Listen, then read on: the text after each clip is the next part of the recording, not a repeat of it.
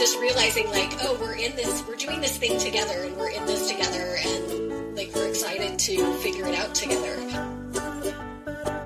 That was really refreshing to be in a situation where I didn't feel like I had to pretend like I had all the answers.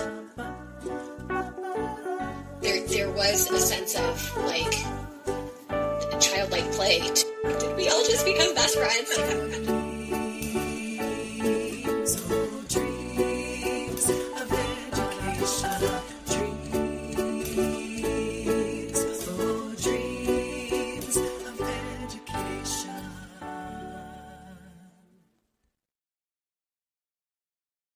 Hey friends, welcome to another Dreams of Education podcast with me, Kelly Tenkely, and my friend and co-host, Michelle Baldwin. Michelle, I have been in some really interesting rooms in the last couple of weeks, and not being running a school, I find myself in places that I'm sitting there like, how did I get here? But I was in a conversation this week that sparked a thought that I wanted to run by you and just let's converse, because it really gave everybody at the table pause, and it surprised me that it gave everybody at the table pause. But the question, I was sitting with somebody who works in education policy. I was sitting with VCs who are not connected with education at all, just VCs. And then a few of us who have started schools in the micro school kind of adjacent place, both public and private. And the question came from one of the VCs, and they asked, who's the stakeholder? And I was shocked that nobody had an immediate answer, because to me in education, everybody's the stakeholder. It also struck me as kind of a strange question, because obviously in the VC world, in the tech world, in the business world, the stakeholder is usually the customer and the shareholders, who are getting return on investment. So those are the stakeholders. That makes sense in business. Mm-hmm. It strikes me that part of the problem that we face in education is that question, and whether or not it's getting asked explicitly or it's just kind of this underlying the way things work. I think not understanding really who the stakeholder is in education concisely is kind of a huge problem. I would heartily agree. It creates the conditions that we're answering the wrong questions because we're starting in the wrong places. All of us had different answers. I mean, my first just throw out answer was literally everyone is a stakeholder, which is part of the issue, because everybody needs to benefit from education in one way or another, right? We all go through it. We all benefit from it in society. So there's all these kind of pieces. And then as the conversation went, I was like, if you're asking me as a school leader who my stakeholder is, it's the students. And somebody else said, well, the parents, another micro school leader started with parents. And I was like, that is not my stakeholder. That's not my primary stakeholder who I'm concerned with. It's the kids, and then parents secondarily, and then, community. But truly everybody is a stakeholder. For me, it just always starts with kids. But I wonder what that, I know I just said so many words, but I wonder what that makes you think of. I think it's very indicative of how people view education for those people who are outside of education. That again, there's often a tendency, and especially in our society, to look to the business model for everything. And so, of course, who's the stakeholder?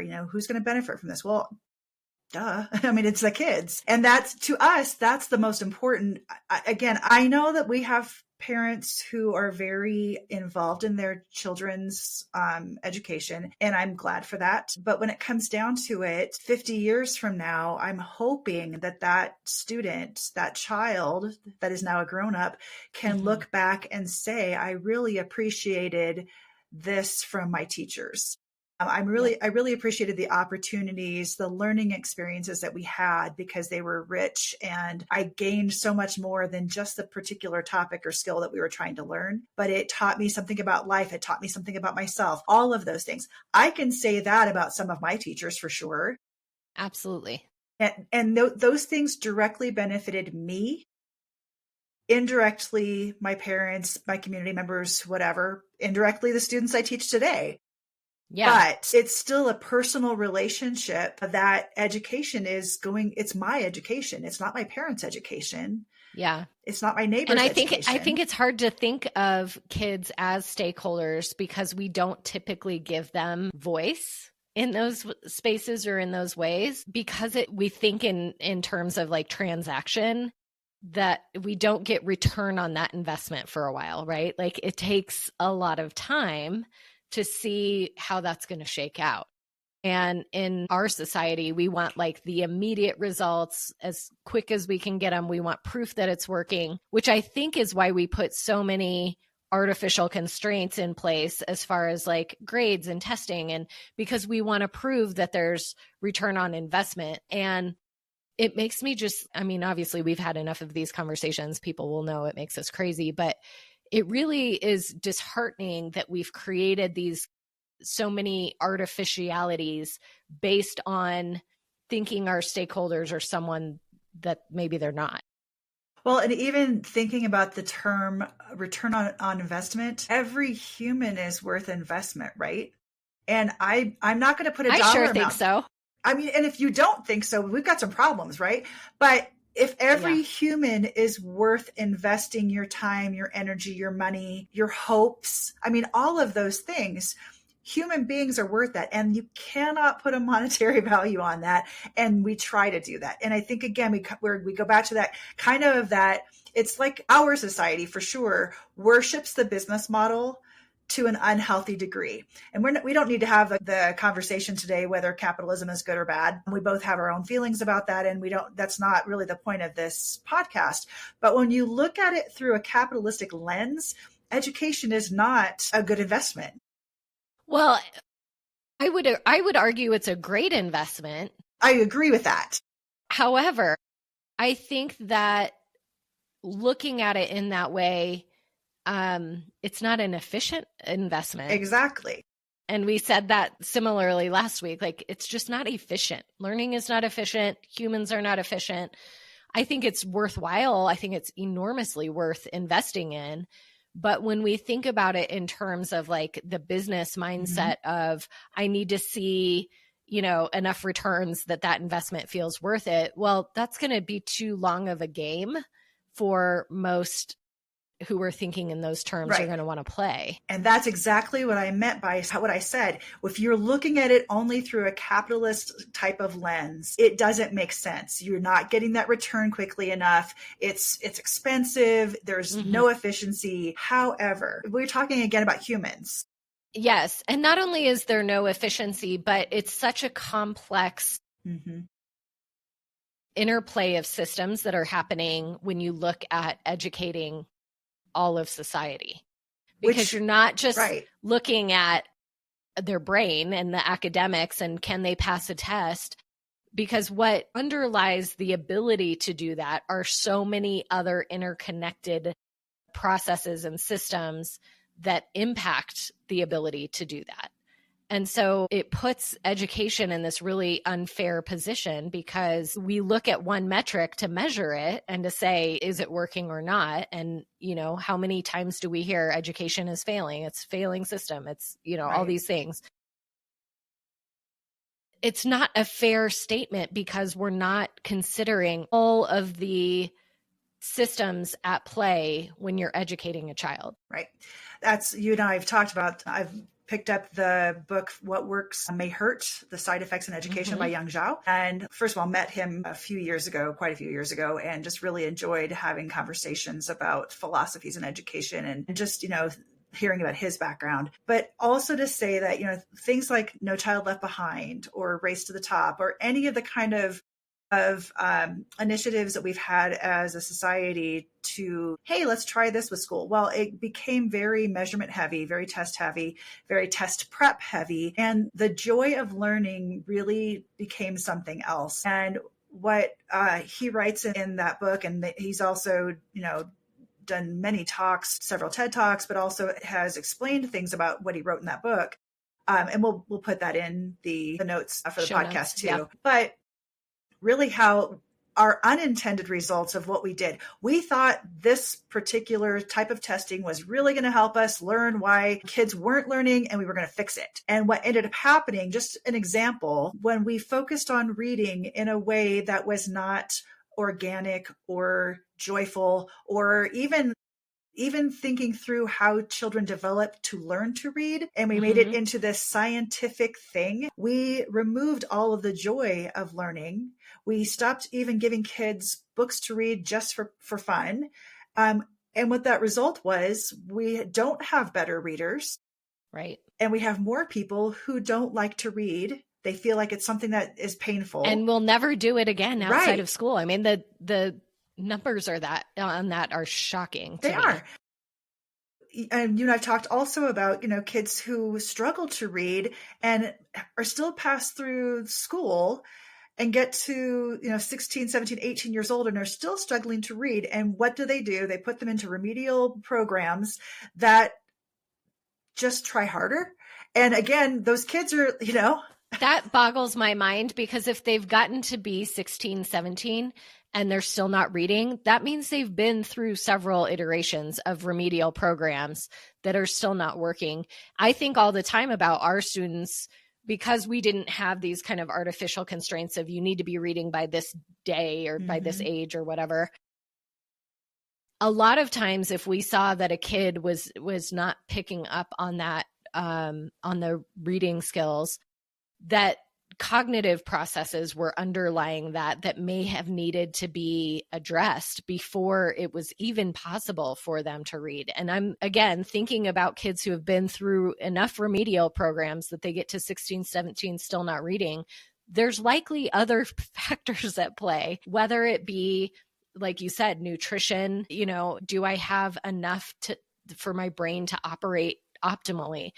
Those cognitive processes that are underlying, does my brain have the ability to do that? Have I learned, or do I have the visual processing necessary to hold a picture in my mind of what the story is telling me? Like all of these pieces, am I getting enough sleep? Do I have trauma in my background? Like there's so much. And that's what I mean by like, there's all these systems at play that to just say, their score is XYZ and so we're a failing system is not a fair metric. And again, when you're not paying attention to your stakeholder being the student first, right, you're making decisions based on external outward metrics and proving that you can change it without addressing what the underlying thing is. And that's really easy to do when you're thinking that your stakeholder is the district or is the Department of Ed or is taxpayer, the foundation, the taxpayer, whoever else. And depending on who you ask, everybody had a different answer. Or if you even think it's the parents, right? I think if you don't start with thinking of the kids being the stakeholders that ultimately you're responsible to, you make all kinds of decisions that don't necessarily make sense for the kids. Right. Well, and let's take a step back again, especially if someone has not heard the previous episodes of our podcast, to talk about cognitive processes or cognitive skills. And some children come to school able and ready to learn because of something completely outside of their control. Other students don't have that. When we look at the whys behind it, again, it could be poverty, it could be not enough food, it could be not having a safe adult around, lots of different reasons. And again, everything trauma outside. Response. Absolutely. We saw those cognitive processes be so enormously impacted by stress and anxiety. Right. Where as soon as we got the stress and anxiety worked out, suddenly all the cognitive processes were like fine and they could do everything. Exactly. So there's so much that goes into that. And those kids often get written off in some schools as, well, they're just not smart, or they don't have the ability to learn. And that is so... Or they're not applying themselves. Right. Is the one that makes me... Because that one is so ingrained in us. They don't want to try. They're just not trying. They're not applying themselves. They're being lazy. And as a society, we've been conditioned to see people that way. We've had parents that are even like, well, they just won't try. He just won't do anything. And then we find out what's actually going on. And, it's like, there was a bigger story happening here. Right.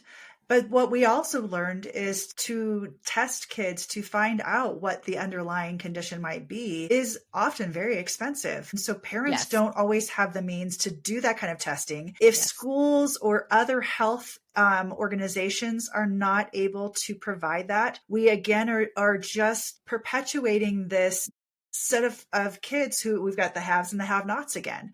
And if there is a leaky memory, for example, we call it that, even though it's not the technical term. If we know that a child has a leaky memory, that things are just not sticking the way that it should, and we have been able to discover this through testing, and we know that there's cognitive training that can help, those things are not being provided as a default in most schools. Nor are teachers, none of my teaching programs taught me any of those. How to approach that, right? I knew that I knew these things existed, the measurements for these things, but there was no and here's what you do when you find that there's a deficit here or there's a problem here, which I think is an enormous hole in at least the American teacher prep programs.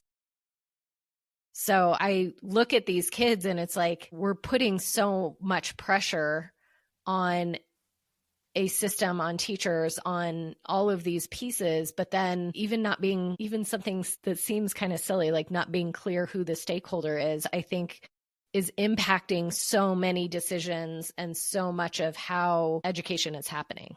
Right. And that's when we look at where the funding goes. Like, we talked last week in the professional development, how many schools and school districts spend hundreds of thousands of dollars on professional development, and they do it for a year and then they move on to something else. And I'm like, okay, what if instead of doing these things, we really looked at what truly makes a difference for the student, start with the student first, and then plan backwards from there. Where are we actually using our money in a way, our funding, our budget in a way that directly benefits students? Or is it somewhere in the middle? And now we've got all of this bloat that looks like excess. And well, I guess we didn't really need that. Well, then the schools get less funding. And it's this kind of vicious cycle where, again, if we broke it down and just looked at the basic essential needs for each kid. One of my friends, Corey Plow, was a classroom teacher, and he said, I can guarantee that my students' test results will be higher on the days when I give them snacks. And I'm like, that's really interesting. And he was like, he goes, it's a given. He goes, I've proven it. I've, done all of the noting of here's when it happens, here's when it does. That stat alone makes me really worry that is one level of thing that we could do for kids. And right now, how many states are saying, yes, we're absolutely funding at least 2 meals a day every day for kids. Yep. And some states are taking that away. And I look to say, okay, where is your justification for, well, it's a parent's responsibility. Okay, great. Even if that is your justification, that child has no control in that place. So if I know making sure that they have a good quality hot lunch helps them to learn, or they come to school and they have a little breakfast and that helps them to learn, why would I not want to provide that for every single kid, regardless? Well, and I think, again, we take too short of views on things. So it's easy to say, well, we just don't have the money to do that in every state for every kid, and it's just going to be too expensive. What we're not doing is taking the long view of, we are preparing the citizens for our community and our world that are going to carry into, all of this matters to us because we need a educated citizenship that can put back into the community. Does none of us any good to not have that. That impacts all of us negatively. So it's like, take the longer view, because the longer view is they don't have the nutrition they need. Okay, well, what does that mean? That means that they're probably not going to perform well academically because they don't have the necessary resources for their brains to function optimally. Okay, well, what does that mean? Well, that means they'll probably drop out. Well, what does that mean? That means that we're probably going to have to support them in other ways in the society later on because they don't have the opportunities. So it's like we're just pushing the problems downstream and wondering, like, we're the ones throwing the bodies in, right? What's that metaphor where somebody downstream keeps pulling out bodies, and somebody comes along and says, why are you pulling out the bodies? And because they're going to drown, but he's getting tired. And he's like, well, who's putting them in to begin with? And it's like, well, in the education system, we're actually the ones chucking them in by some of these decisions that we're making. And then we're like, well, that'll be somebody else's problem down the way. But that's all of our problem down the way. It's not, it impacts every single one of us. So it's like, again, education is tricky because it does have arms and threads into every single other part of our society and is connected to literally everything else. And so it's like, why are we not better framing the problem that we're solving? And part of that is like, who is the stakeholder? How do we start there? Are we asking the right questions? Are we looking at the wrong problems? Are we trying to solve something that doesn't directly affect the kids first? Yeah. And yeah. I also think, again, and I know I've said this before, there is some contempt for children on the part of a lot of different adults. And with those folks set aside, the people who really do care about kids, are often the ones who are in the classrooms and in the buildings, to make sure that we give them agency to meet the needs of each individual kid. A lot of that depends on, well, what's my class size? What's my class load? All of those things we keep kind of shoving on to teachers, right? And what constraints do I have to meet, right? Because if there's artificial constraints of they have to look like this on this day, right, have to be reading by this day, well, now how do I do that? Well, here's a curriculum to do that. Well, the curriculum stakeholder is not the student. The curriculum stakeholder is the district or the leader who's purchasing the curriculum. And their goal is to get kids to pass the test. It's not for kids to actually learn. And so it's like, yeah, the autonomy, I think, is really important. We saw that firsthand at Anastasis. Like, what does it look like to have full autonomy over what we're doing? We had it at my level, the principal leadership level, where it was like we could make the decisions that we wanted. You all had it within your classrooms. The students had it. So it was like at every level, we had the ability. But it all started, and we've said this over and over, but it all started with kids and getting to know kids, because a lot of what we discovered was the academics is almost the last layer. It is. I mean, it like the hierarchy of needs show us it's the last layer, right? We have to be safe. We have to be fed. We have to have our base needs met. We need to be socially and emotionally regulated. Then the learning can happen. But in most schools, when we're not starting with the kids, it's really easy to go straight to the academics and assume that all the other needs are being met by some methodology. Right. You can take a look at almost any school board and school board meeting across the country. Very rarely do they involve students as a member of a school board. Very rarely are students the ones other than when they're being recognized and given an award.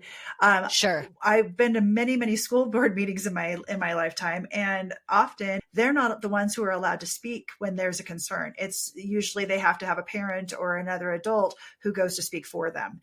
And advocating on their behalf. Yeah. And, a lot of adults would make the excuse, well, they don't know what's important, so they can't. And I'm like, again, I think that people just maybe have either forgotten what it's like to be a kid, or they only remember, the silliness or or when they were trying to push off from school and not want to do the things. But we have experienced a lot of kids who are very, I don't want to say the word serious, but very invested in their own learning, and they know what they want. And articulate, yes. articulate when it's not working, and able to advocate for themselves, even if they don't know exactly what the solution is, they can advocate enough to say what's currently happening isn't the thing. Yeah, I don't think we give kids enough voice in that way, certainly.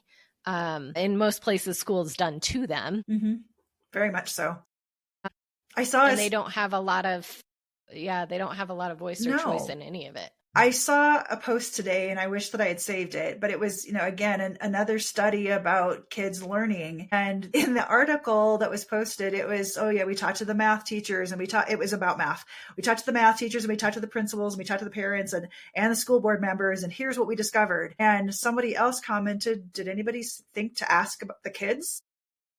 And nobody had. And again, we kind of go back to the same vicious cycle of, as you said before, school is being done to kids. And I remember going to a high school and talking with the students that they had chosen to speak for the school.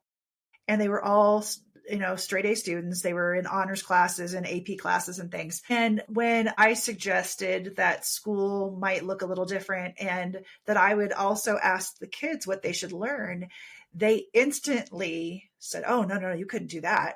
And I was like, well, why? And so these were, seniors in high school who've already learned to play the game and they think the game is what's important because they're good at it. I was going to say, and they found success in the game. Right. Which is why they're in this room to begin with. Yeah. And that's what they think it's supposed to be. And I said, well, so does that mean that if you're interested in something, you shouldn't learn about it? And they couldn't really answer that question because they couldn't separate learning from the game of school. Yes. That, again, I knew that was the case, but it was really, I kind of had hoped to hear something different because I knew where that school was trying to go. And I was like, well, yeah, if your little brother only wants to talk about baseball, I'm like, I could teach your little brother to read. I could teach math. I could teach physics. I could teach history. I could teach music. I mean, there are all of these things just by tapping into that one little interest. It wouldn't just be baseball, but stop and think about, how I grabbed your little brother's interest. And it did not compute for her because that's not how school is set up for kids to learn. Well, and a lot of those kids you'll hear say, well, I'll be able to do that after school or when I'm, that's a solve for a different day. When I'm in the real college, when I'm in the real world. And, sweet babies just don't have enough hindsight to be able to know that day never comes because we've oriented our world this way. And when you've been so conditioned by that system for that long, it's really hard to unthink that system. And so you enter the workforce with that same mindset and you feel trapped in so many areas of life, thinking that, well, someday, and then you push it out to retirement. Well, when I'm retired, that's when I'll get back to those things I'm interested in. And the day never comes because we're constantly chasing this like false narrative that there's something out there that's going to fulfill us. And it's not the thing we're interested in. I mean, it's just a little bit absurd. It reminds me of we always talk about how we like to have kids have an entrepreneurial spirit. But what that reminds me is that there are a lot of people who consider themselves entrepreneurs who are out there and they're like, oh, this is a niche. I'm going to go. And they don't actually speak with anyone who is a stakeholder. They just create something and say, here, you need this. And they and some people are like, oh, I need this. Oh, thank you. And others are like, why would you think I needed this? Yeah. That doesn't fit any need I have. And that happens outside of education as well. So it's kind of that same model of someone else has decided for kids, this is what you need, and you must do all of these things. And if you and I have both been on curriculum writing teams before, and you know what it's like when you're in those curriculum teams, the adults can't always agree because everybody has their pet or their passion project, right? And that's so important. They have to learn this. Or the thing that lit me up in school is the thing that's going to light everybody up in school. And you're like, well, no, but it probably will somebody, but not everybody, right?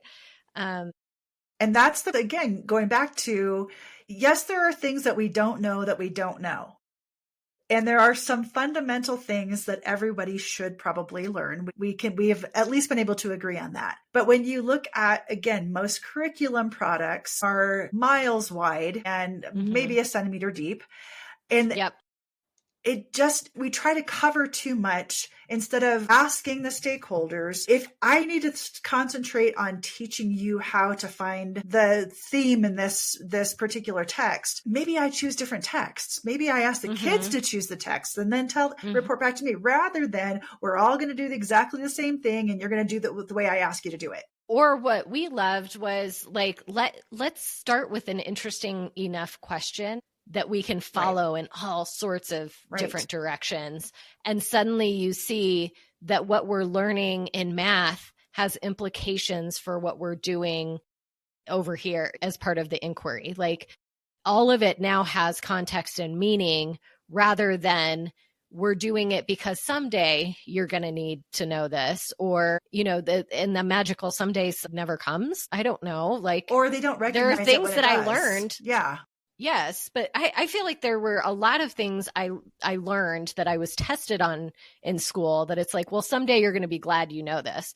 And a lot of, like, truthfully, a lot of those things, no, it's just taking up head. I didn't need to know that. There wasn't any purpose to that, right? But more importantly was those teachers who taught me how to engage the world from a place of curiosity and interest, and then how to connect it with the things I already understood and seek out people or opportunities that could help me learn the next thing. I think about, we're both kind of geeking out right now with Carlo Rovelli's book or books. And in reading these books on quantum physics, and you're like, oh, the thing that we thought is not actually how this works, but we were taught in school that this is the only way it works, and you have to memorize it because this is the way the world works. And I wonder how often we're like completely shutting down even the opportunity to grow and understand the world in new ways because we train kids that it's already been figured out, and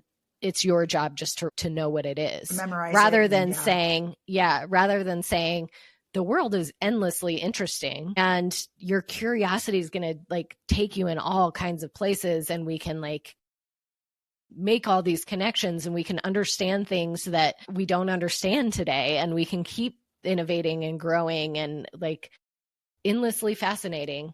And we kind of teach the opposite of that by the way we do school.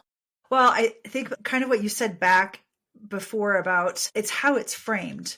And I think like, you'd said your teacher had said, you're going to need to know this someday, and you're going to be glad that you did, rather than sometimes we learn things because it helps our brain to make connections to new things, or it helps our brain to grow in different developmental ways. So framing it that way isn't that this particular fact or this particular skill isn't as important long term as the fact that it helps your brain to explore and to grow. And those are the things I think that we've done at Anastasis really well. And to be able to say to kids, yeah, you might never need this geometric function ever again in your life.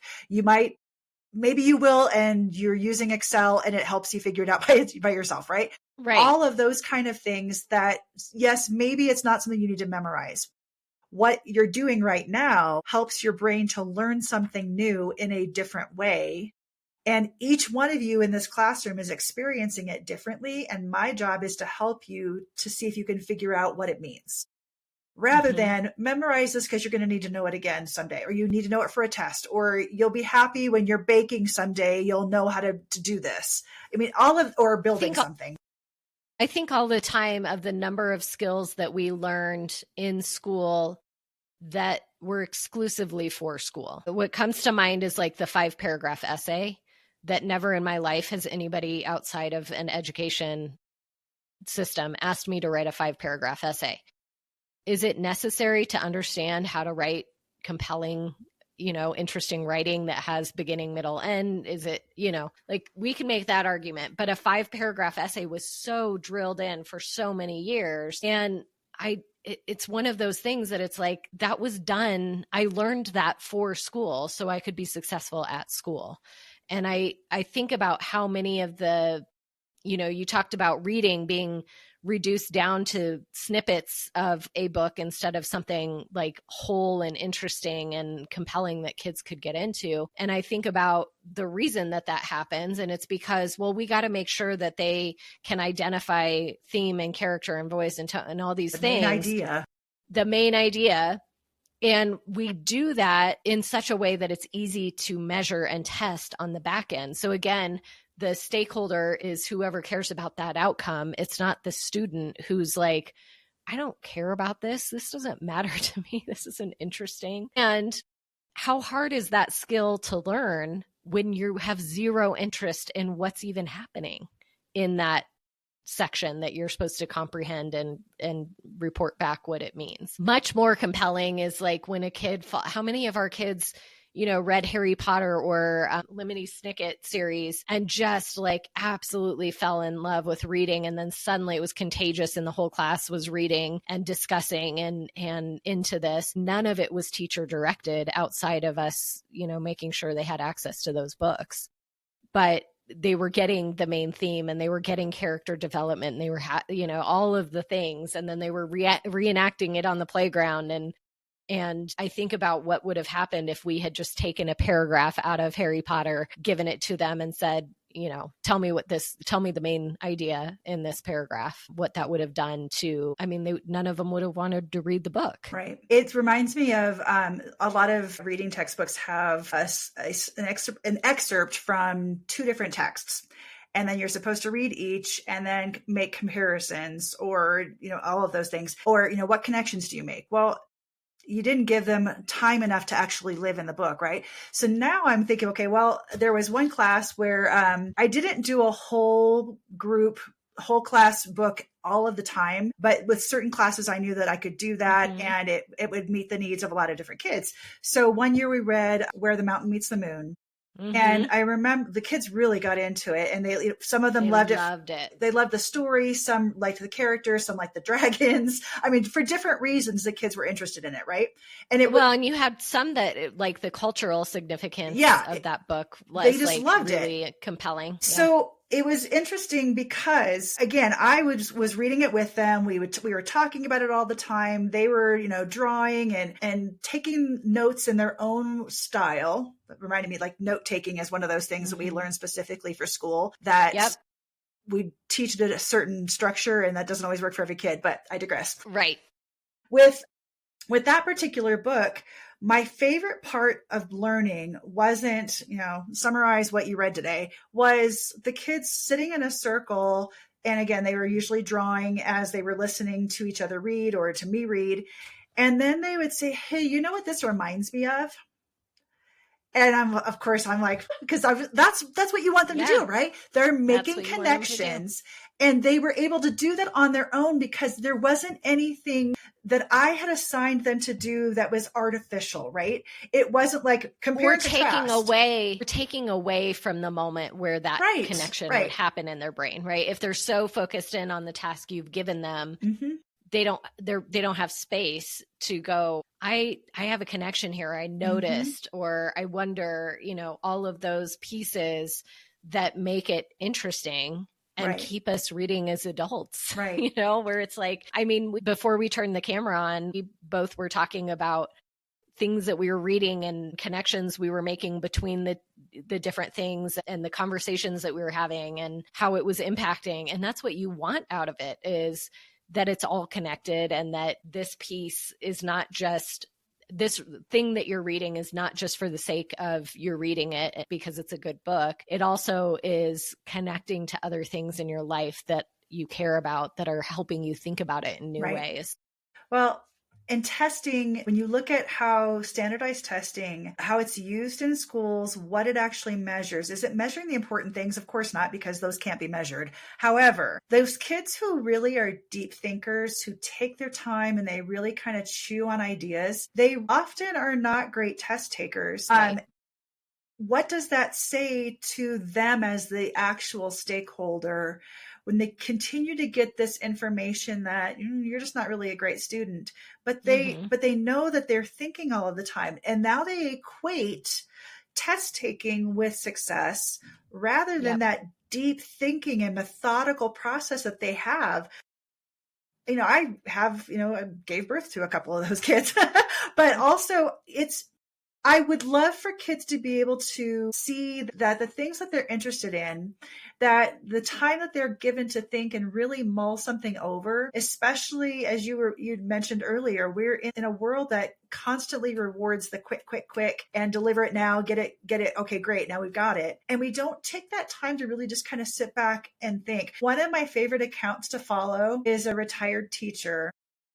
And she has something called sit and stare time, where she gets up in the morning and she has her coffee or her tea and she sits and she just stares. She says, I don't look at my phone. I don't read. I just sit and stare. And a lot, she used to get comments. People I love that. And I thought, you know what? For me, that I do that in different times of my day. Mm-hmm. But I'm forcing myself to do it because that's when my brain really gets engaged and starts thinking of different things. How many of us, all the ideas come in the shower, right? It's because we're not being consistently like bombarded by everything else, right? The to-do lists and all the pieces. I think Carlo Rovelli says that in White Holes. Or it might be another book that I read, but I think he does. Yeah. Yeah. I think it's important. Again, I think we put so many artificial timelines on learning. Learning has no timeline. Like that's something we did to learning. And I think it's a disservice that not only have we put timelines on learning, but we've also then said to be a productive citizen, you must do it in these ways and in these times, with ignoring, number one, developmental processes of individual humans, forgetting that we are human and that we are organic and things grow and change and develop in their own unique ways for each of us. And then, like we said earlier, not taking into account the social emotional health of a student, not taking into account what trauma they may have incurred that needs to be maybe addressed before they have the ability to do what we're asking them to do. It doesn't take into account all of these vital things that we know are fundamental for the brain to be able to learn and to grow in the ways that we're expecting it to in schools. Even, I know SEL and social emotional learning has been co-opted by folks who have all kinds of opinions on it. And agendas. What upsets me about the way that social emotional learning is so often done in schools, it's bolted on as an afterthought or as an extra program, rather than it's everything that we actually, when I think about what we did at Anastasis, we talked so much about relationship, but what was really happening was socially and emotionally, we were working with kids so that the rest could be true. So much of what we were doing was actually social emotional work, not academic work. It was still academic, but yes. It was, but it wasn't starting. Right. It wasn't that we were starting there. It was starting by building relationship, getting to know kids. During detox week, it was helping them understand who they are.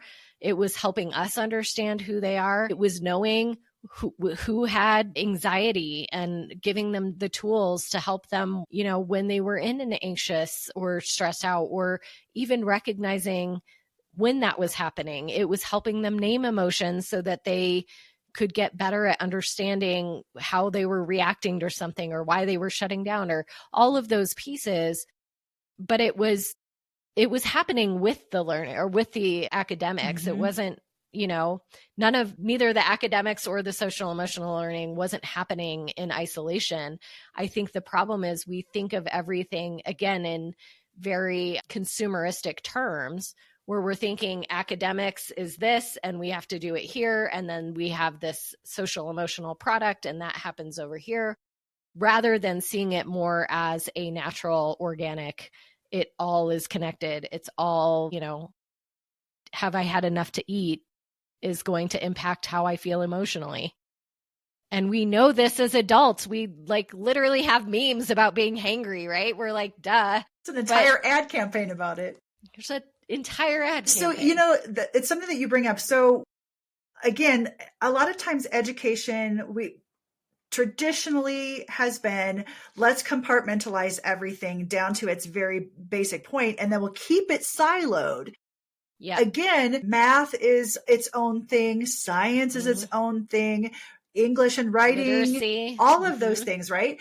And we know that that isn't how learning actually happens, nor can you completely discount that they're connected in so many different ways. When you only do art during art, and you only do math during math, and you only do music during music, and only address the social emotional aspect of a child during SEL time. Right. Yeah. Instead of looking at everything weaves together in a really beautiful and marvelous way. And we look at it that way, and we approach things with wonder. And then kids really start to see the connections a lot more easily. So what happened in that example I shared about reading Where the Mountain Meets the Moon was only happening because we weren't doing reading at that time. It was talking about a lot of different things, including how we express ourselves. How does culture change our outlook on this book compared to other things we've read? All of those things were very natural for that class because it was something that we were doing as a practice. I didn't say, okay, we're only concentrating on reading, so don't draw, because that's not reading. Right? All of those things, and including social emotional learning, which if we only use the acronym and you hear people with an agenda talk about how it's wasting time during the school day when kids need to be learning. Well, social emotional learning is learning. Right? And if I know, oh, wow, my stomach's starting to hurt and my heart is racing really hard and fast, I'm stressed out about something. And that means I need to remove myself from a situation because I'm probably upset. I need to take a couple of breaths. And then I might think about speaking. When we teach that to kids, that is helping them learn how to do life in a very responsible, but also self-reflective way. And they start to learn more about themselves. When we hear back from high schools that, wow, your kids come in and they know how to advocate for themselves, they really know how they are as a learner. Yeah, because we spent years helping them. They'll also say, like, they're some of the most reflective, thoughtful people. And it's like, well, yeah, because that was what we've been doing the last 8 years. Exactly. 9 years. And it wasn't just because I know a lot of schools look at social emotional learning and they equate that just to character. So then they do like the whole character counts curriculum. Like, no, that is doing too. And assuming kids are just consumers rather than, hey, let's take stock of who we are and figure out this is how I react in a situation. And back to your reading, I mean, even as we were reading books, we would pause and talk about, what is this character experiencing right now? When have you felt that way? What do it's again, making the connection back to who they are and how they experience the world, and helping them see that one of the things that's really interesting about books is it helps us reflect on how we experience the world and how others might experience the world. Mirrors, doors, and sliding. Yes. And all of that is social emotional learning. And so to say that reading is different than SEL is like absurd to me. To say that math is different than SEL seems absurd to me, because it's like, well, it's all learning, and learning is life. I mean, how many times do we say to kids, learning is life? Like, all of life this is what we're doing here. We're learning. It also really helped kids become a lot more empathetic. And I say empathetic instead of empathic for a reason. It doesn't necessarily mean you always have to sympathize with someone else. But if you can read the room, that is a huge skill. And that empathy is part of that. But also to know that, oh, somebody walked in today and they're already looking very down. And our kids would instantly go up and say, hey, how can I help? Are you okay? Yes. I was going to say the awareness, which this was on our report card, right? Right. Report card in quotes. Awareness is a skill that we wanted kids to have, that they're aware of their surroundings, they're aware of other people, that awareness was important. Compassion was also on our reports because we wanted kids to be compassionate. Both of those examples that you just gave happened because we focused on how do we make sure that kids are aware of what's happening in the environment?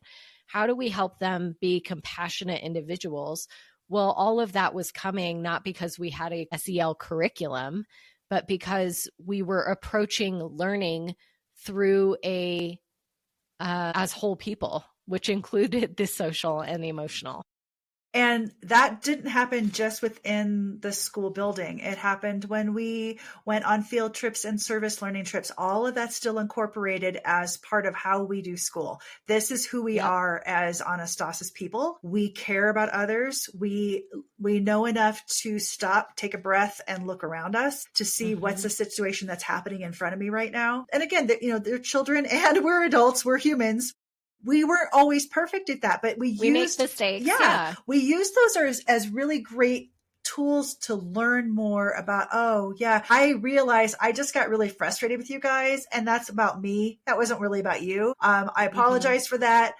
I probably need to go get a snack. Was in the repair. Right? Yep. Anybody else want to get a snack right now? Because it's probably time for that. I mean, probably time. Yeah. All of these things we can think about that are human needs. I was going to say a lot of what they learned as in the social emotional realm came from the modeling of us saying, I came in really feeling anxious today, and I don't even really know why, but this is how it feels in my body, and we would say that to the kids during metanoia and then talk. Anybody else ever woken up like, I don't know if it's the wrong side of the bed or that it's cloudy outside or what's going on. And you start this dialogue of like, oh yeah, that happens in my world too, Suddenly we're not alone. We're in a community where we've all had similar experiences. We can see each other differently. We can be aware of each other differently and aware of ourselves differently because now we've had that experience where it's like, oh yeah, I have, we have the pause where we can actually reflect and go, yeah, I have felt like that before. I do know that feeling. But again, it wasn't something that was bolted on separately as another product that we added to our school. It was looking at our stakeholders as whole people, stakeholders being kids, as whole people, and saying, what do these whole people need? What are the conditions that they need that will enable them to learn today?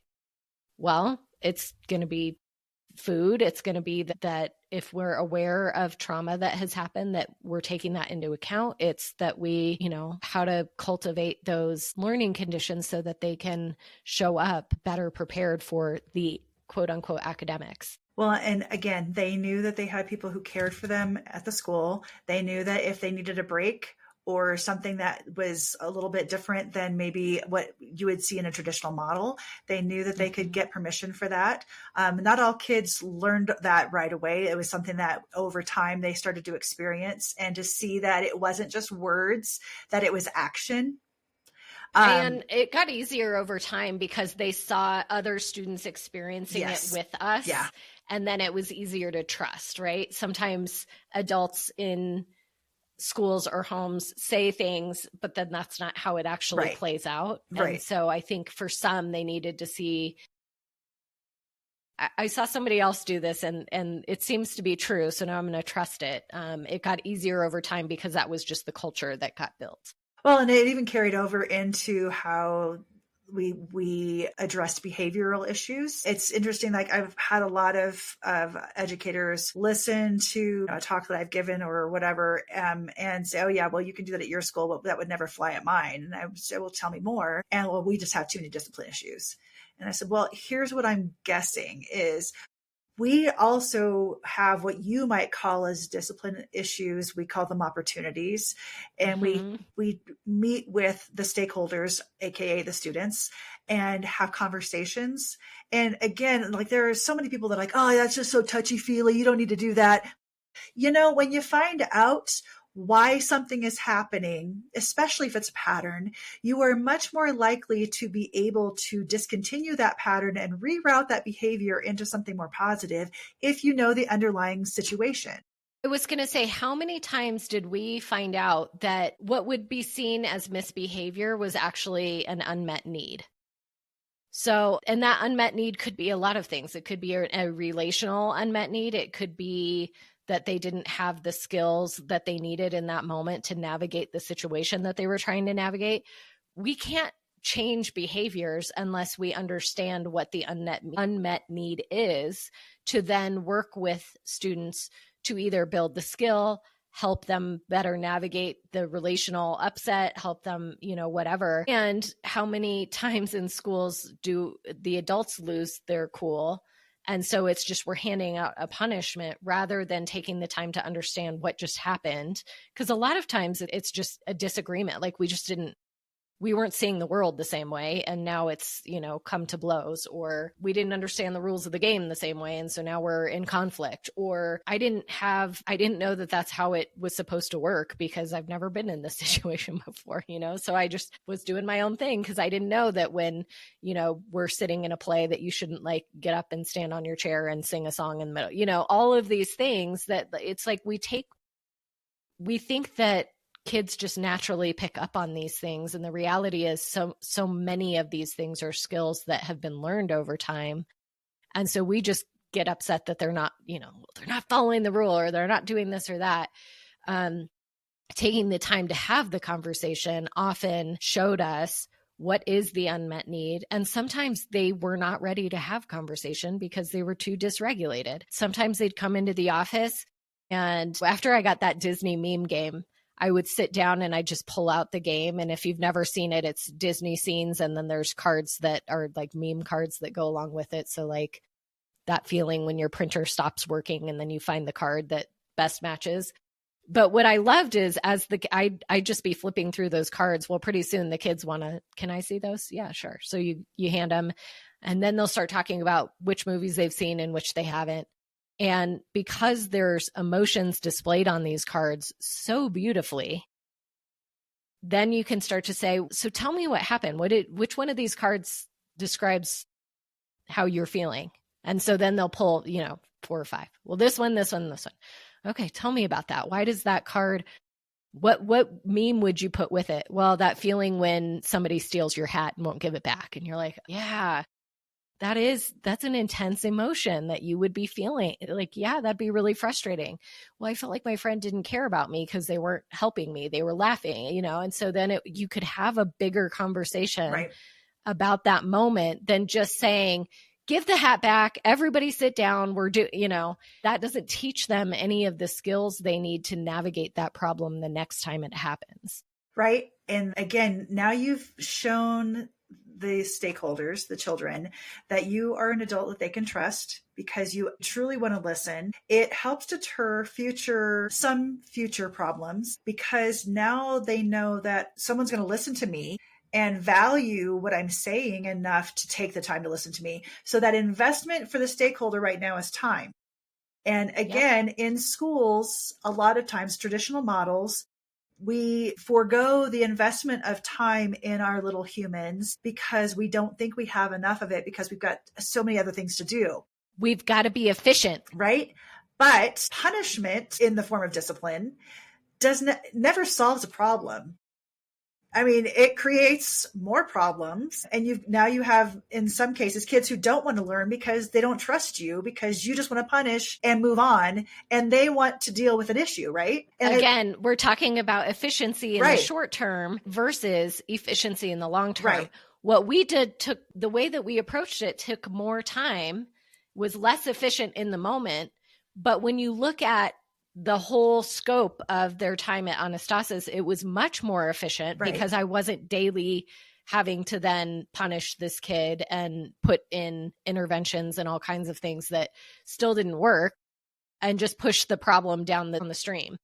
Again, it seems so simple to us, but I do know that, again, when you have a whole list of rules and you give those to the kids, you're first of all assuming that their logic and reasoning is fully functional.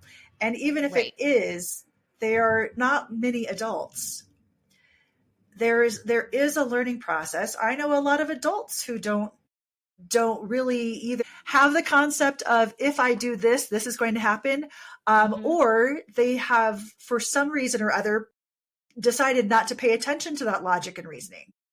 Well, and again, there are cognitive processes underlying that if those are out of sync, they cannot do that logic and reasoning. Like what we're asking them to do, they literally cannot do without first building up that cognitive process. Right. You look at an infant or a toddler, and I joke around a lot with my kids and my grandchildren about how, if you're 3 years old, telling your child not to do something because this is going to happen, that's not developmentally ready for that yet. And you can't put those things together sequentially. Sure, you told her not to do it, but she still did it. Okay, well, now what's the consequence? Okay, is it a punishment?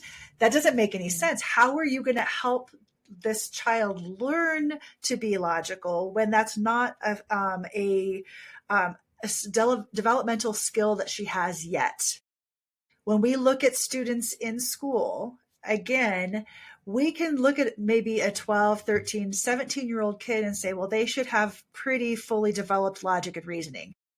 They have developed logic. That would be nice. I mean, but they have fundamental logic and reasoning sometimes. Sure. Like if I touch that hot stove, I'm going to burn my hand. That's one piece. Yes. If I don't finish my homework, I'm going to get a bad grade. That is there, but now you're also forgetting that there is something else that might be more attractive to I'm not finishing my homework, and the grade is not enough for me to care about that thing.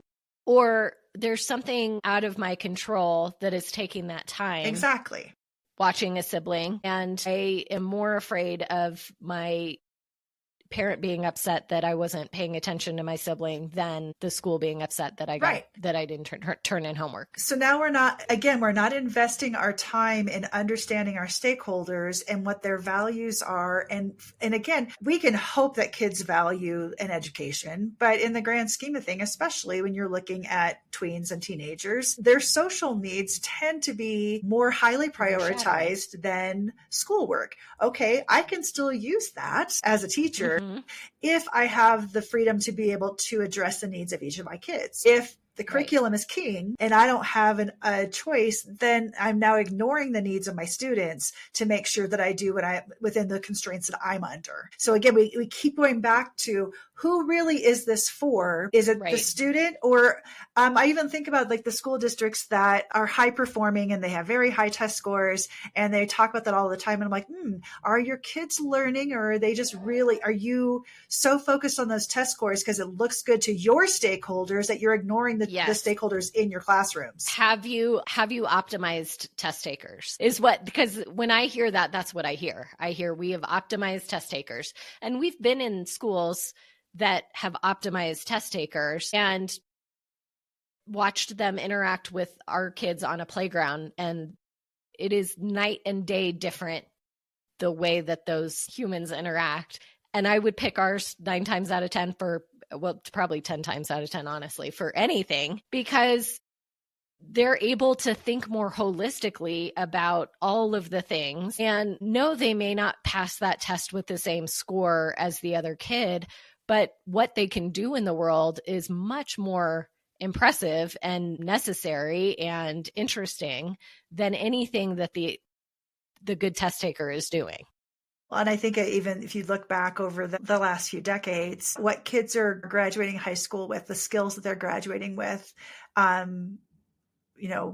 with their grades and with their standardized tests, yes, some of them will go on to be successful. But what we're seeing at the post-secondary level is much higher academic anxiety, much more, I don't know what to do with myself. I'm not sure what I want to do.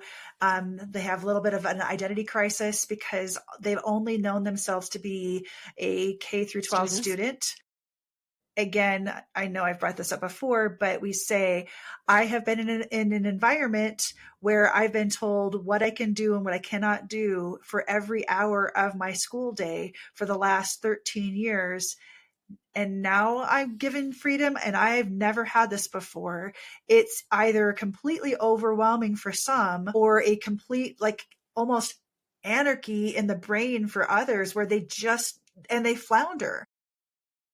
Well, and even that term of some get through it and are successful, even that statement, right? Because how are we defining success usually is, are they contributing to the GDP and high earners, right? Is really at the end of the day, how we tend to frame success in this country. I don't even know that all of those folks would say that they've got complete success. And the reason I say that is look at how many self-help books are on the market. Look at how much we spend on, self-care and all of these things, which tell me that we're not really holistically successful. We're successful in one metric. And that was the metric we happened to push forward in school. So to me, just because I'm a high earner, which wouldn't that be nice? But just because I'm a high earner does not mean that I'm successful. If I don't know how to have a healthy relationship, I'm miserable because I don't know how to create balance in my life. I don't have real friends because everybody's just an acquaintance I've met through work, and they only add value to my life as they add, dollars or networking or whatever. I don't know that we can truly call it success when it's so narrowly defined. And so it's like, even then, again, I would rather have the whole person who has had the experience like an Anastasis student. I know we're not the only ones doing this work or who have done this work, but looking at the student as the stakeholder, seeing them as whole people, addressing them as whole people and their learning as whole people, and not just focused in one area. That they know that they have multiple interests outside of their vocation or their career path. And they're valuable in more ways than just what they know. I mean, you and I struggle with that as adults of like, well, I'm only valuable if I'm productive and if I know the right things. And how much have you and I had to undo those messages? A with lot. And for each other, right? It's interesting too, because I think the flip side of that is, okay, we have people who would self-identify as successful. And we have schools who will have, given them the stamps to say, yes, these are successful. These are successful human beings. What about the rest? Why do we why do we find it acceptable that there are some who, oh, sorry, you didn't try hard enough, or yeah, you're just not a scholar, or those kind of things. And or your family didn't have enough to send you to that school or that university, or, you didn't have the opportunities that led you to that place that we can deem you as successful because it's Ivy League or, whatever that might look like. And we look at that, and again, it's that whole sorting and ranking that starts in schools and then continues on into life. Well, and part of that is because think about how back to stakeholders, back to we look at what the product is and we say, well, that product is more valuable than something else. And we do that through what we're willing to pay people and how, but you consider the people that make our days possible. You consider that we need somebody who is going to collect waste and do something with it. And it's going to be really, really obvious when that stops happening. That is a high value individual in my life who takes my waste and takes it somewhere else. It is a high value individual when my heat is not working that can come and make that work again. It is a high value individual that stocks the grocery shelves so that I can go and get produce for whatever I'm going to make tonight, right? I think we think in terms, unfortunately, in our country, so much as that means somebody who makes enough money, whatever we've deemed as enough money. And that's the person who we're going to say is the high value because, and you will justify it. They're creating all these jobs for people and we'll justify it in all kinds of ways that's why they're more valuable than, somebody else. And yet our society does not run well without all of us doing the things and all of us doing it together. And it becomes really obvious in LA fires. Like, you may not think that an organization is high value until you need that organization because your house burned down. You may not think, there's all these things that we take for granted until the world shuts down because of a pandemic. And suddenly the things we thought were the most important, as it turns out, weren't as important as we thought. And so it's like, I think all of that COVID definitely showed whose lives were valued and whose were, this is an expectation. You better be there because I need it. And again, I'm like, okay, I hear you. Those grocery stores need to keep running because people need to eat. However, we also want to ensure that the people who are working in the grocery stores are safe and that their health isn't compromised by this thing that we don't know how it's happening. Right. It was really an interesting study in humanity for some of us. And I say interesting with air quotes for sure. But again, when you go back and you start to think, okay, how do I show each and every human being I interact with, and even the ones I don't have a face-to-face interaction with, how do I live my life in a way that shows that I value other people? And that can be obviously a financial investment, but the one thing that I know that I can give people in the here and now is my time and my attention. If I take stakeholders back to the students in our schools, our stakeholders, then I would say primary stakeholders, yes, right? Yes. We have lots of secondary, but the primary stakeholder is the student. How do I invest? Of course, I want to have a financial investment that there's budget and there's funding, obviously. But the thing that I know that I can give them is my time and my attention to what they value. So it's this connection where we're sharing particles. We're never going to get away from quantum physics ever again, are we? I know. Nope. But I can give them my time and my attention. I can listen. I can show them that I value them by how I interact with them, how I treat them, how I tell them I expect them to treat me. All of these things that we do that sometimes are wrapped up in that social emotional learning umbrella, as well as, hey guys, I really love music or I really love math, and look at where we can find all of these things together. And now I'm going to help you explore this path together.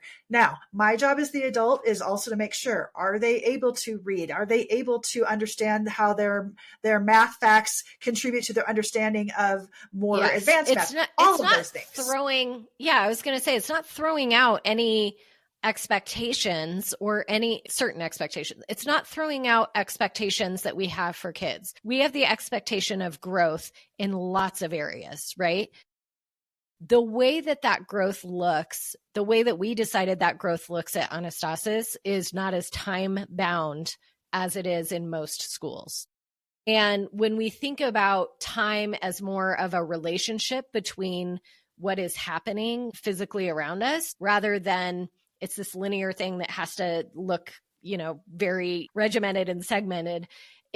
That relationship changes. That space that we give the learning to happen changes. And suddenly we're able to do more somehow than if we had done it on a timetable. Right. And a lot of that is just because we're looking for those opportunities of like, oh, we're not doing SEL here, and we're not doing science over here, and we're not doing math over here. We're doing life and learning and all of it, which doesn't look as efficient on paper, doesn't look as efficient on the linear timeline or the structured timeline. But when we have a different orientation to time and to learning, as it turns out in the long view, it's much more efficient. It's much more rich. All of the depth is there, but that's hard to capture for external stakeholders, not student stakeholders, external stakeholders who are looking for prove to me that they are reading, prove to me that they know this math, prove to me that they are going to be contributing citizens, prove to me that they're going to be high value individuals someday, right? Like all of that is, again, we talk a lot about this, but we start in education in the wrong place so often with the wrong questions and in the wrong place. Before we hit record, you were talking about time and again, you and I have been learning about how time isn't what we really conceive it to be. We only experience it in linear fashion, or we think that we do because of how we record it now. And you were talking about how time was during more agrarian times. You want to speak to that just a little bit? Yeah, I was reading Oliver Burkeman's book, 4,000 Weeks, and it's great. If you've not read it, it's worth a read. But essentially, he was talking about how we think about time in terms of like 30-minute chunks on a calendar, right? On our Google Calendar. And how are we going to utilize that time? And how are we going to make it the most efficient it can be? And when are we going to wake up? And when are we going to do this and this? Well, before we had calendars to tell us exactly what that looked like, we were following the natural rhythms around us. So we would get up and milk the cows because the cows were ready to be milked. We would feed the chickens because the chickens were hungry. Like, it was more following the natural rhythms around us. And that's really the connection I had in my brain, was that's what we're wanting in learning. We're wanting to follow the natural rhythms around us, being the students, rather than trying to say, well, we're going to get up at 5 a.m. and we've got 15 minutes to milk the cow. And oh, by the way, if we look at that in terms of efficiency now, it'd be like, we got to get up at 5 a.m. We're going to milk the cow, but we're going to milk them for 3 hours so that we've got a store for the rest of the week and we don't have to. And it's like, well, no, of course we wouldn't do that. That's not how it works. But when we organize our time, that's really what we're trying to do. When we try to organize learning the way we do, it's like trying to milk the cow for 3 hours so that it's like we've got that stockpile. And it's like, that's not the natural rhythm of how any of it works. And I think we've forgotten the natural rhythms, one, of humans, and two, of how learning actually happens. I think about like the field analogy all the time, how if you are farming a field and you decide, I'm going to put corn in this field, and then you sow the corn and you have this great crop. And so the next season, you want to hurry it up so you can get more, and you dump Miracle Grow on it. Or you do something that's maybe unnatural and it might yield bigger this time, but the next time you've actually burnt out the field and it needs to lie fallow for a while. And you've depleted all the nutrients in the soil because you didn't layer and the permaculture piece. Or you didn't alternate crops, which is, I grew up in Nebraska. I've learned a lot from farmers about that. But all of that to say, when we don't honor the natural rhythms of learning with children, we ask them to get up too early. Sometimes we want them to be on our timetable instead of theirs. In other words, nope, you can't go to the bathroom right now because you have to ignore your human physical needs because we're doing something different. Because I'm in the middle of explaining math. Right. Yeah. I mean, all of these different things that we can think about, we do that are unnatural because we're trying to fit kids into a schedule. And I just always come back to other teachers and parents asking me, okay, so I see what you're doing. How can you guarantee he's going to be reading by the end of the school year? And I'm like, I can't guarantee that because I'm not, Ratatouille up in that kid's brain, right? Mm-hmm. It's on his timetable. And by the way, nor can any school guarantee that, or any teacher. And if they're telling you they can, they're lying. It's a bunch of baloney because there's no way we can know that. Yeah, I could have forced those kids to do all of the things that the so-called science of reading tells me to do to ensure that they'll read. What my personal goals were is I want them to love books. I want them to get excited about reading. Yes, I'm going to do the things that I know scientifically help them learn to read, but I'm not going to push it, nor am I going to say, you must all do this today by the end of this day and have this done. In the same way, exactly. In the same time. I looked at each individual child and said, okay, this is what's going to work with this kid. This one, if I push too hard, I'm going to turn him completely off from reading. I'm not doing that. And we'll never get it back. Exactly. Yep. Give them the space, show them that you value, and use that word yet a lot. Mm-hmm. Just allowing kids to feel empowered in their own learning just goes miles compared to, well, sorry, you have to do this because we're at the end of Unit 7 and we take a test now. I don't care if you're ready. You should be ready. Why aren't you ready? Well, and the proof that this doesn't work, I think we are under an illusion in this country that the way that we're doing it is the right way. And I say it's an illusion because it clearly isn't. When we have how many kids graduating who, one, will never pick up a book again, or two, are reading well below grade level. And like we said at the beginning, they've had remediation along the way. It is an illusion that that is what makes it better. And yet we keep doing the same thing because sometimes we measure it and it looks like it worked in this study, right? Or this curriculum company hired this researcher to come in and do the study, and we were magically able to prove that it worked in this scenario when we did it for this amount of time.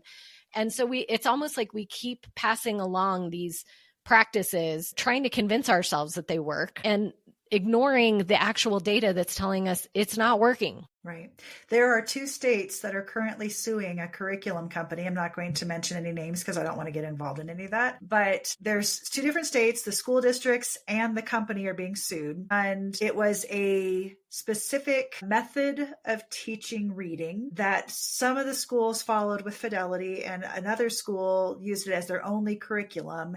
And now when students aren't reading, they're suing the curriculum company and the school districts. And I'm thinking, okay, first of all, we put our faith into curriculum companies when that should be a resource, not this is all we teach you, right? So there is some culpability on the parts of if that goes through, every curriculum company is hosed.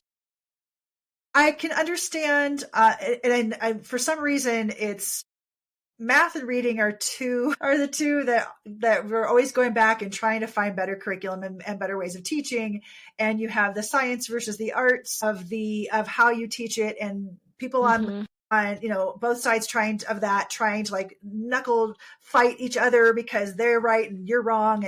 And I'm just like, again, you're arguing over a method or a curriculum, and every little individual who comes into your classroom is completely different and has different needs. They might look the same in some ways. And has different things going on at home, has different history, like all of it matters. Right. Had different breakfasts this morning. Yeah. One of them had Lucky Charms and one of them had eggs and bacon and fruit, right? It's like, I don't know.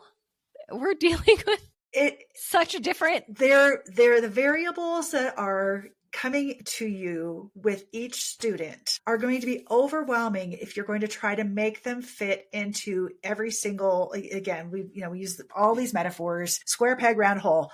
All of that to say, if you take a step back and you get to know the students and you get to know what they value and you learn where they're coming from and you know them well enough to say, oh, this kid's having a really bad day today. Any kind of testing that I do is going to tank. Or this kid does really well on tests, but truly does not understand, even though they score high on tests. So if you know the kids, again, that was me. If you know your students well enough, then you are going to be able to react, if again, you're given autonomy and agency to do that, to react to the different needs of those kids and be able to address them in the best way that you can.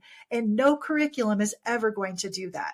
Do not plan your lessons a year in advance before you even have students in front of you. Don't look at a chapter in a textbook and think that every direction in that textbook is going to be able to teach each kid what to do.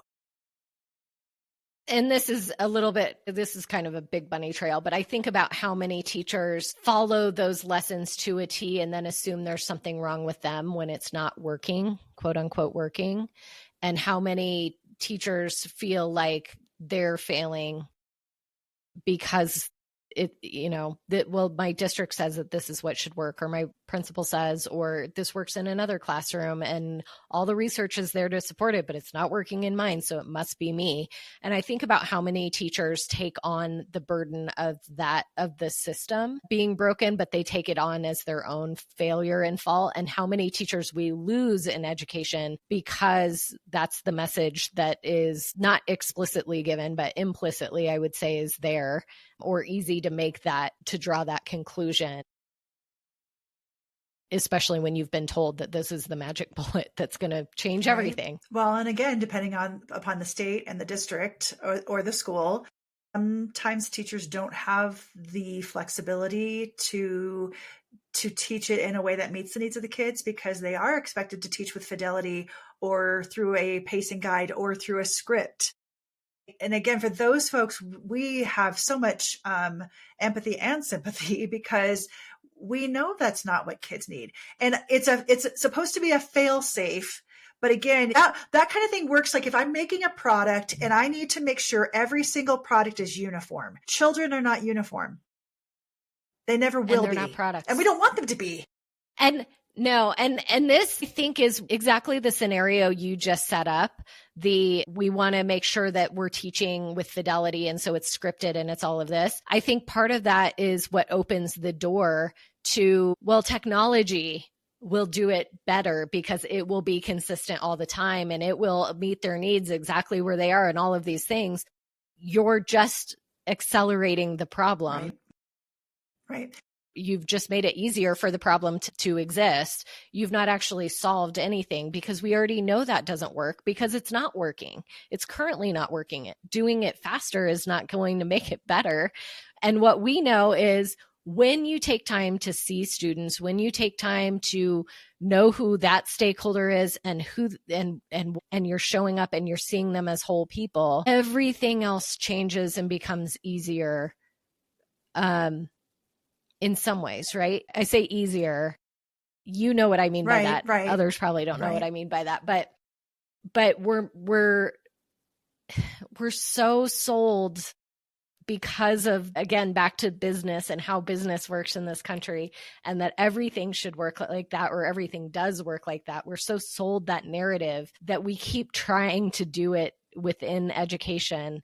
And then we're surprised when it doesn't work. And I think if we saw it more as the natural ecosystem and approached it more that way, we'd be surprised at what came out of it, which is essentially what we did at Anastasis. Is we're treating it as this natural ecosystem. And we're like, oh yeah, the ecosystem not efficient in the way that we would make it efficient, and yet healthier all the way around because of the way it interacts. It just keeps reminding me that it's so relational. And I know that might be a hard thing, that there are some people who have had experiences in schools where they don't trust the adults to treat their children fairly, provide them with an adequate and with an appropriate education. And so I can see from that perspective too, everything that we're saying, here's how you should do it, that only works if you have people with integrity who truly believe that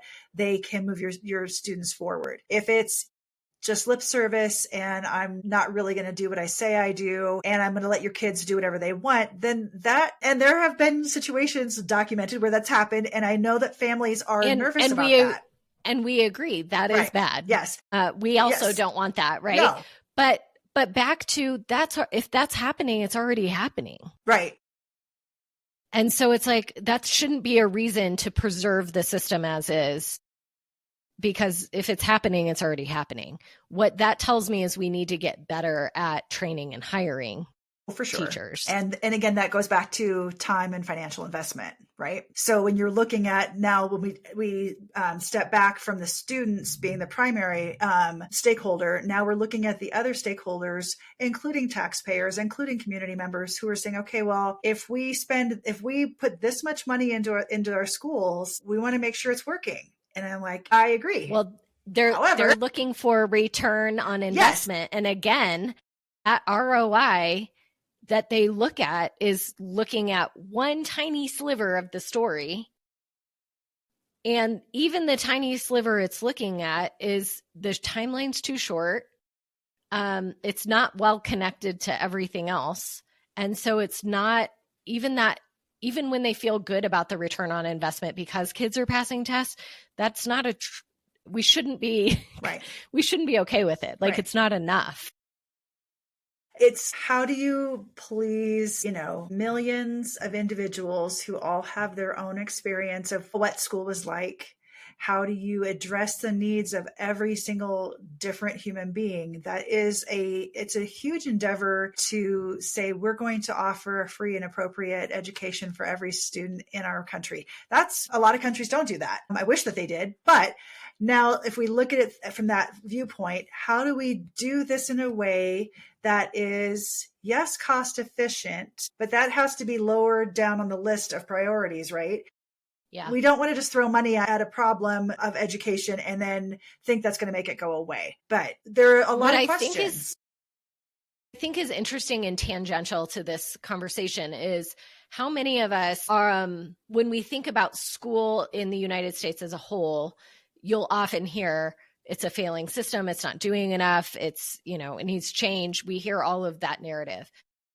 What is upsetting to me is within your own community, unless you have children in the school in that community, you probably don't know what's happening in that school. In other words, you have no idea how they're teaching. You don't know what opportunities those kids have. You don't know if the school is feeding them or not. You don't there are things you just don't know because you're not tied into that school enough. And so there's this disconnect in communities with even what's happening in schools. Again, unless you've got a kid in there or a teacher or you've got somebody in the building, you probably don't know what's going on in there. And then you add the added layer of the people who do have kids in that school, in most of these schools, and you ask them, well, what's your experience? What was your school experience? So many of them are like, yeah, I know it's broken, but it worked for me. Mm-hmm. Or I know it's broken, but my kids have had a pretty good experience in school. We love our school, but we know other schools aren't great. Other schools aren't great. And the problem with that is, one, if you think that everybody else's school is broken, but yours isn't, you're not understanding that all of them are doing essentially the same things.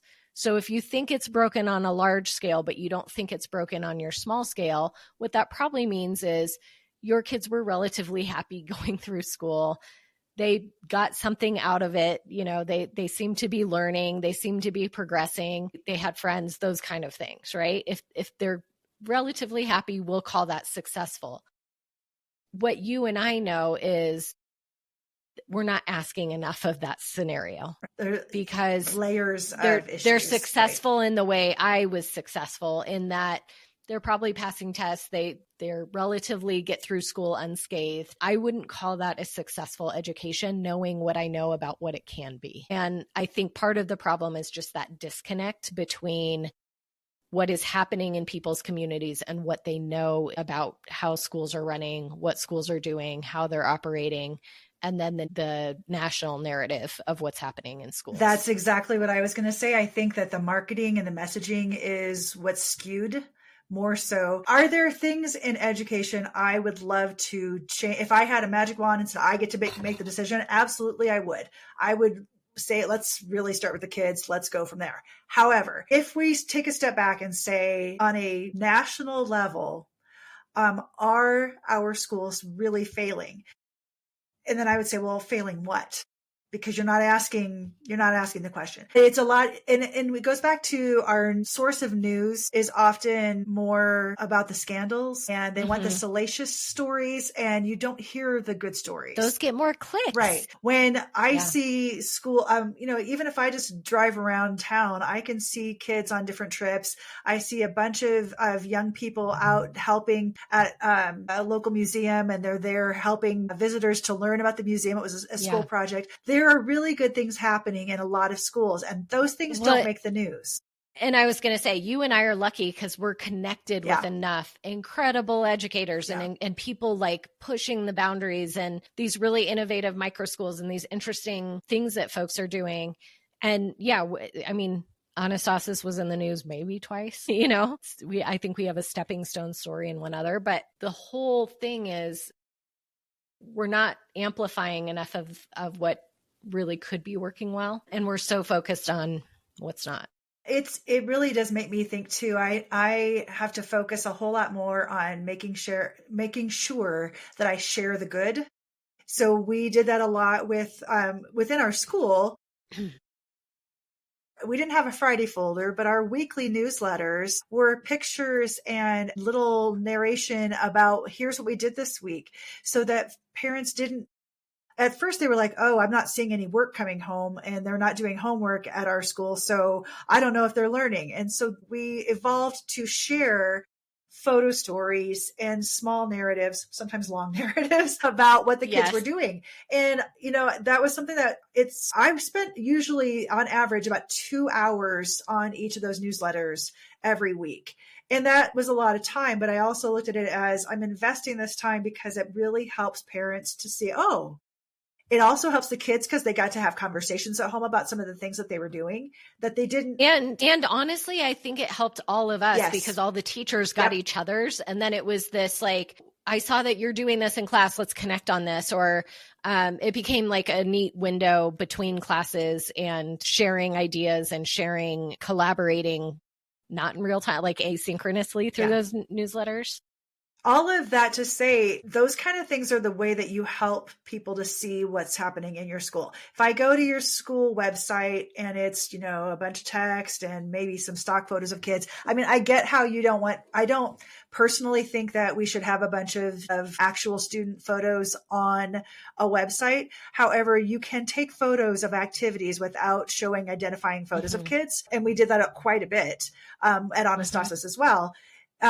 To share the good of what's happening, because it helps to reshape and to take back the narrative of, these kids these days. And the same things that you hear. And to explain and to help people see learning more multidimensionally than just the one data point that they get, from the standardized test, or the data point that shows up in the news story about, we're 43rd in math in the world, or whatever that is. I think to better tell those stories of what learning actually looks like, because then too, the other stakeholders, the non-student stakeholders, can make better decisions because they're more informed about what multidimensional whole child learning looks like.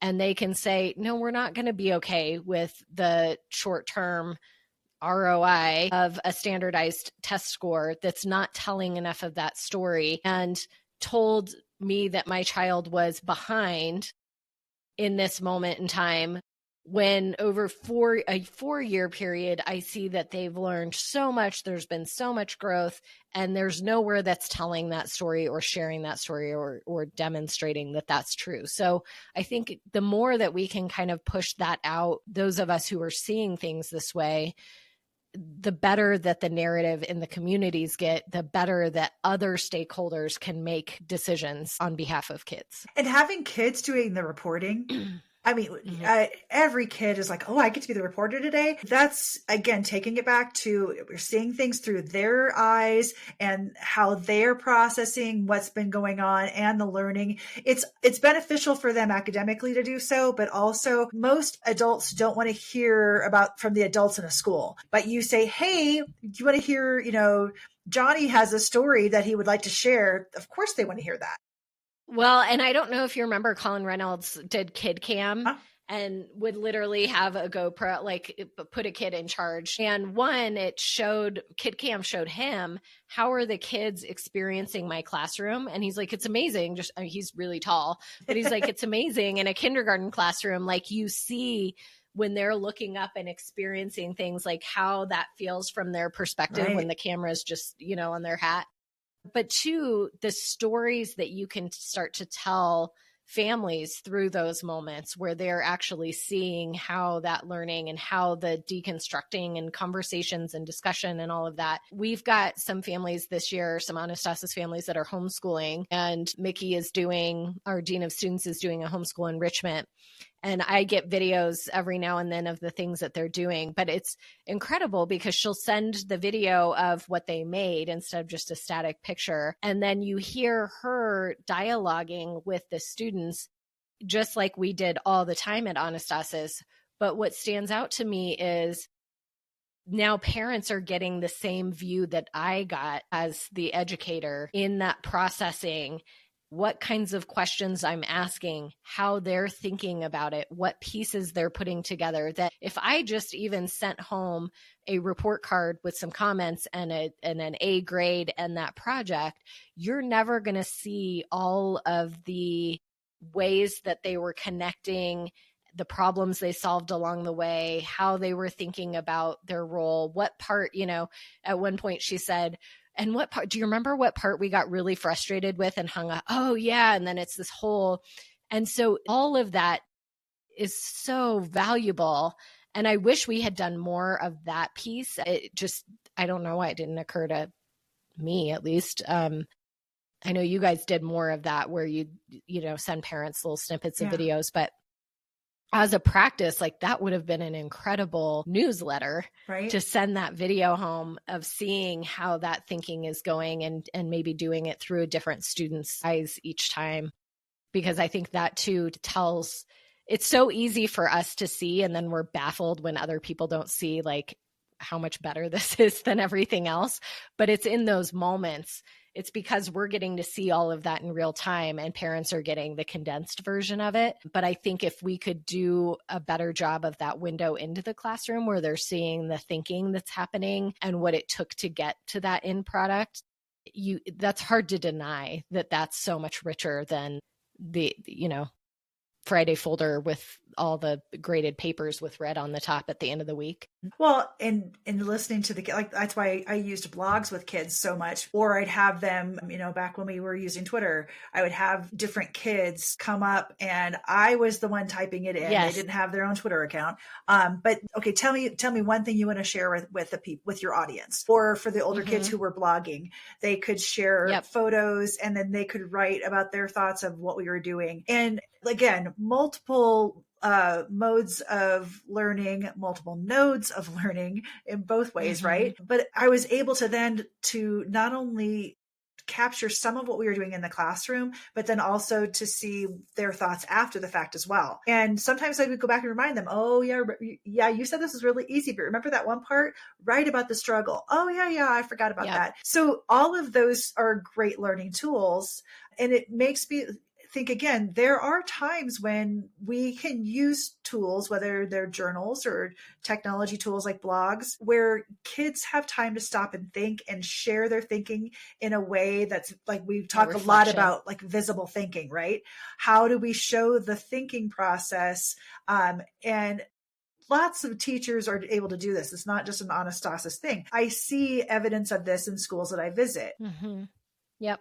It makes me wonder though, I'll take it back to AI because this is kind of my pet peeve right now, but there is someone who's trying to start a school in Pennsylvania. This person who wants to start it is not from Pennsylvania, but she wants to start a 100% AI taught school for kids. And I'm like, okay, first of all, why are you going to a different state? A place that she doesn't live in? No. She does not live. She lives in a completely different part of the country.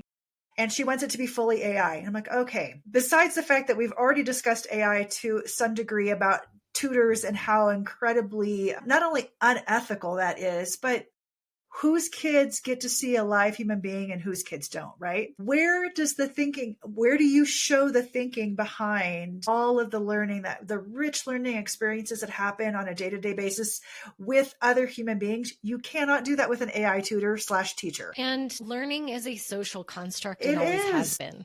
So I'm like, it's not that you can't learn something new or have an interesting interaction with AI. I don't believe that because I've experienced differently. And I think that kids have to be with other kids in society and adults in community, right? Yes. And adults in community interacting for the health of the world. Right. Because I don't believe it's going to be better. And essentially what you're saying is the purpose of learning is reduced to how many facts you know, because that's what AI is doing. It's a fact transfer. And so I think in that instance, it's even like, okay, well, then we have to define what is the purpose of education.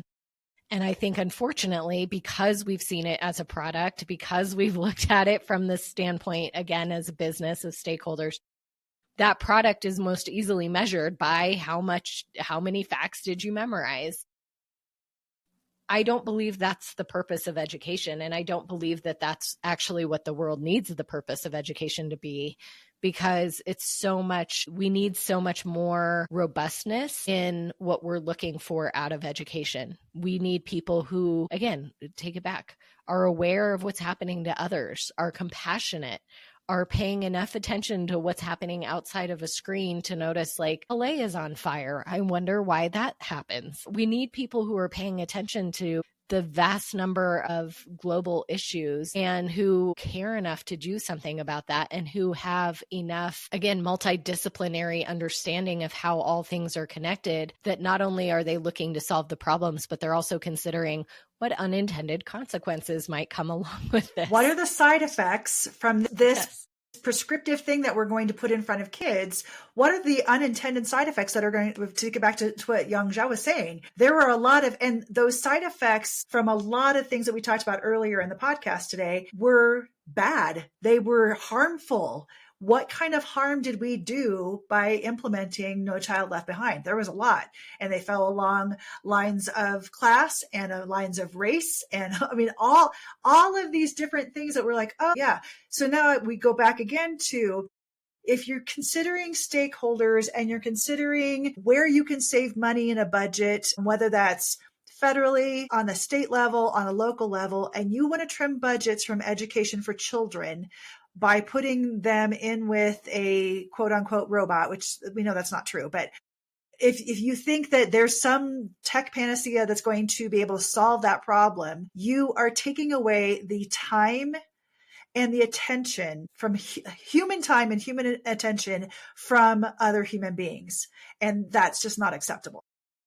Well, I don't think it makes a healthy society. Not at all. It's going to create people who feel more isolated. It's going to create people who feel more disenfranchised with the systems around them. It's going to create people who can't think in multiple modalities about the problems of the world because we're siloing it further. And so it's like, I think it's a worthwhile starting point of what is the purpose of education, because I think defining that maybe changes, at least we have something consistent to measure these different initiatives that pop up and say, well, does that meet this need? And we can have a better conversation rather than walking into these static classrooms that are kind of still stuck in what they've always done and then saying, oh, well, we're going to optimize this. We're going to make this more efficient with AI, or we're going to, do this thing with, we're not starting in the right place with the right stakeholder, number one, but we're also not asking the right question of what is the purpose of education, so that when we're looking at data, when we're measuring the things we're measuring, we're actually measuring the right thing. It reminds me of Office Space when they have the two efficiency experts come in and interview everybody. It's such a funny comical scheme. But again, I think I said earlier, when you have people who have this entrepreneurial spirit and they've decided that they know best, that they can make a decision for kids they don't even know, let alone are even in the same state, that tells me that there's some, not necessarily what's in the best interest of the kids. This is, how can I make some money off of this? And what's really unfortunate about that, they probably will show the metrics that they're trying to show, right? And they'll be able to say, look at how successful it was. It worked. Not because we're looking at the right metrics, but because it's proving a metric. If I decide what the metric is going to be, and then I tout my ability to... Makes it a little bit easier to prove, right? Look, I did it. Look at how great my metrics are. I did it. But I defined the metric. I did it. Yeah. It's like the kid on the playground who's like, let's play this game and I'm going to make up all the rules. And now the rule changed this way because it benefits the thing I'm looking at. That's very much how it feels. Yeah. Well, I think that's probably a good endpoint, don't you? Yes, we went in kind of all kinds of directions. Hopefully people stuck with us. The through line was enough of a through line for it to make sense. But as it works for our brains, everything is always connected. And so it's like, yes, the SEL matters to the stakeholder, matters to this, all these things are kind of interconnected. So. I think next time we could really talk more about, I know we gave some examples of how we did social emotional learning at Anastasis, but I think maybe in our next episode, we could break down how we start from scratch every school year. And the pieces that we put into place to make sure that it was part of the way that we did school. Yeah, I think that's a good idea. I am curious what would happen on like a blue sky or something if we just threw out the question, like from your perspective, what is the purpose of education, and see the varied answer. I'd just be curious to see what answers come and from a variety of folks. Yeah. And asking the question, who's the stakeholder? I wonder the varied answers we'd get there. Let's do that. Because we had a pretty small group and it was pretty varied, even in that small group of who the stakeholders are. So anyway. Try it out. Onward. Always more to do. Always more to do. Always. Onward. Hey, Michelle, where else can people find you online? I blog at avenue4learning.com, and the 4 is the actual number 4, not the word 4, avenue4learning.com. And you can find me at dreamsofeducation.wordpress.com, which is my original blog. You can also find me at ktsplace.com, which is where I share a bunch of resources and kind of projects that we're currently working on. And we are both on Blue Sky at the moment, but not as active as we once were on our favorite bird. Come find us and connect with us in other places, and we look forward to connecting with you. Education.